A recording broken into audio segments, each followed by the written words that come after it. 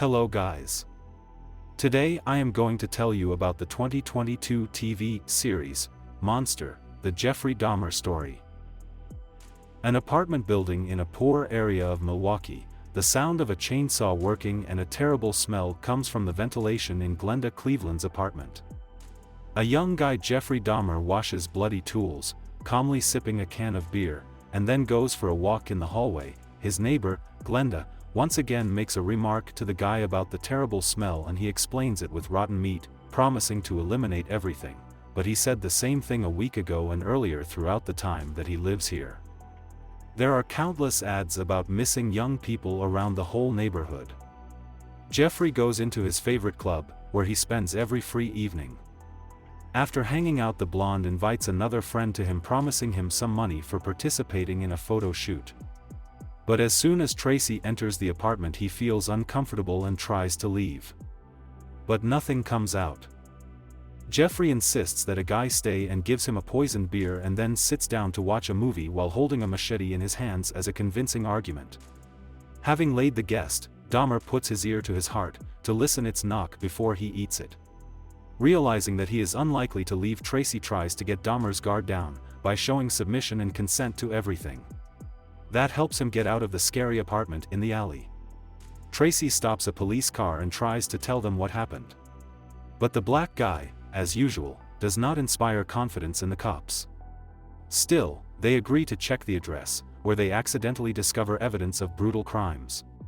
Lionel Dahmer is waken up by a phone call. The old man arrives at the police station, where detectives tell Jeffrey's father that his son did not just end the lives of the young guys, but he did it in a sophisticated way with the participation of close intimate relationships and eating some of his friends. Jeffrey is brought to the station and after formal procedures is taken to the first interrogation. The guy immediately declares that he is going to cooperate with the investigation and will openly tell about everything. He starts his confession with memories of early childhood as a junior schoolboy. Being little, he was already a bit strange. The features of his behavior were added to the difficult relationships in the family. His mother had a suicidal tendencies and father, tired of constant quarrels, could disappear for several weeks. One day, boy gave his teacher a jar of tadpoles and seeing that the woman refused a gift, Dahmer filled the jar with a strong chemical and watched their end with delight. Later, a possum appeared, which died under the house. The guy looked at it with interest, and that's how an unusual hobby appeared. Dahmer began to collect the remains of animals with his father, so that boy could dissect them and examine carefully. Catherine was horrified by the hobby of her son, but the father supported such an interest, being glad that the boy finally found something what he is interested in. Later, while living in Miami, Jeff fondly remembers evenings spent with his father in the garage, when he didn't feel lonely. One day the memories covered him so much that the young man asked his father for permission to return home to Milwaukee. Jeff moved into his grandmother's house and started to work in a meat shop. This was a first time when Guy felt a craving for a man's body, falling in love with a mannequin which he even stole. Then Jeffrey's memories go a few years later. Noticing a crowd of teenagers near the store, he chose the youngest of them and for a couple of dozen bucks and a pack of beer persuaded the young boy to take part in shooting. At that moment, Dahmer did not want to immediately get rid of his friend, he was interested in experiments. Getting the Asian boy drunk, Jeff used the drill to change his brain and force to obey. After recovering, Conorock was able to get out of the apartment and go down to the street, but because of the tranquilizers and injuries, he could not explain anything to the policeman, who found him in the alley. Glenda intervenes in the brawl, proving to the cops that this is not the first strange story with this guy and the blonde's apartment needs to be checked. But not willing to get messed with an unconventional couple and a screaming woman, police pass the young Asian man back in hands of his friend and they leave. As soon as the police car leaves, Jeffrey finally deals with his boyfriend and Glenda calls the rescue service again, telling about strange sounds from the next room. No one reacts to her call again. After that we move back to 1959, when the Dahmer family found out about a new family member. Because of a lot of psychological problems, a woman takes dozens of drugs, which greatly worries Lionel. One day he even finds his wife without clothes at a bus stop in the snow. When Jeffrey became a teenager, he had a trusting relationship with his father, but despite this, the guy did not dare to share his strange hobbies with him, hoping that the craving for girls would appear sooner or later. Anatomy lessons became so beloved for Dahmer that he began to ask for homework. This period coincided with the divorce of his parents.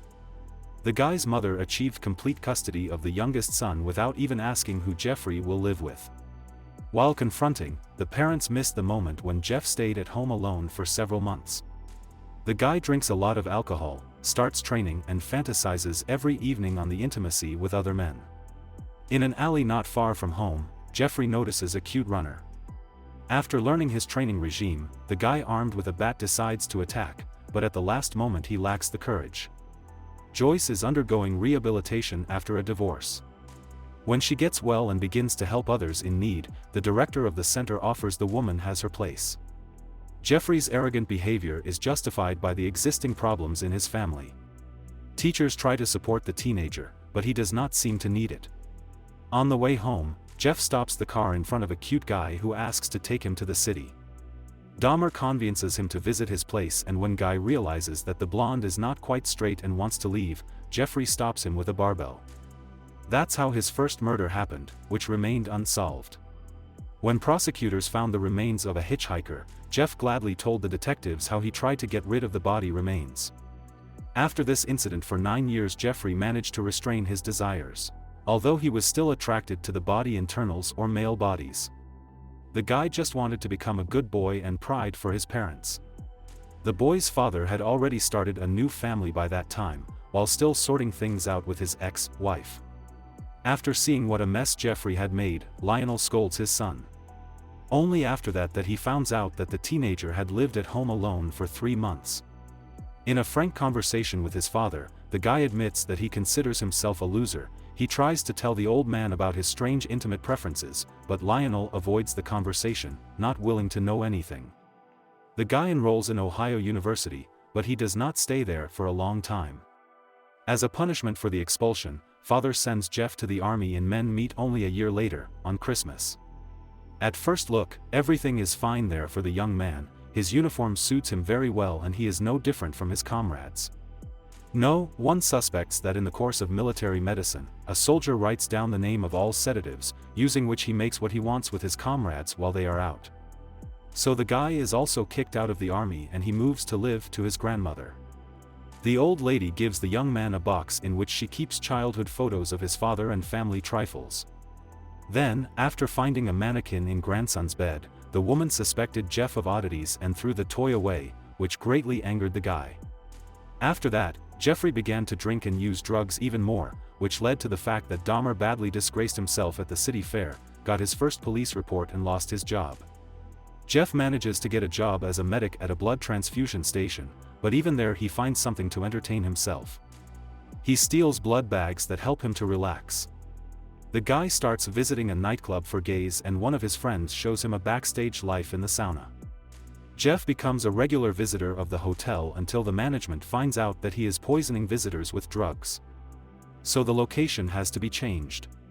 Jeffrey brings his next friend to an expensive hotel, but having mixed up the glasses, he takes up the substance himself, so he does not remember anything in the morning, even how his partner turned out to be dead. He pulled out the body in a huge suitcase and hidden it in the basement of his grandmother's house. So he escaped the punishment again. He saved the guy's head in a treasury box as a memory. Then Jeff gets a new hobby. After reading obituaries in newspapers, he goes to a funeral and then tries to get bodies out, just to lie down next to dead man. While telling detectives about it, the guy said that he wanted to control someone as well as his elders constantly controlled him. After that, Jeff began to destroy his new acquaintances deliberately. Jeffrey hooked up guys in a bar and then invited them to his house when grandma was asleep.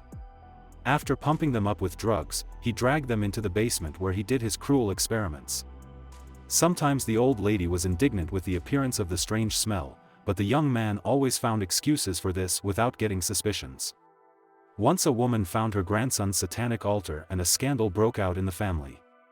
Although, not finding anything terrible, Lionel simply asked his son to behave more decently.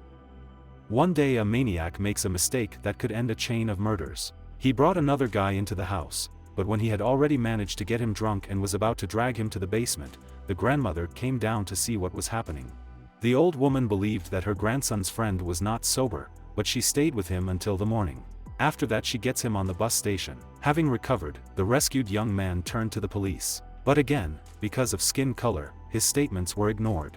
When the situation repeated and a young Asian escaped from Jeff's house, the police stirred a little. But the judge, taking into account the age of the defendant and his personality, sentenced the maniac to 1 year of imprisonment only, with right of community service.